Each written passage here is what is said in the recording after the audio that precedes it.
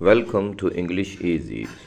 Students, इस video में first year की इंग्लिश बुक 1 से बोर्ड के पेपर में 15 मार्क्स का जो ट्रांसलेशन का पैराग्राफ आता है वो तमाम पैराग्राफ्स इसमें इकट्ठे कर दिए गए हैं, मार्क कर दिए गए हैं और स्पेशली जो चैप्टर्स इम्पोर्टेंट हैं और जो पैराग्राफ्स इम्पोर्टेंट हैं उन तमाम पैराग्राफ्स को और उन चैप्टर्स को रेड भी कर दिया गया है। तो उन पे ज़रा ज़्यादा फोकस करना है और बाकी भी जो पैराग्राफ्स पेपर में आ सकते हैं, दिए जा सकते हैं, वो सब भी इस वीडियो में मेंशन कर दिए गए हैं।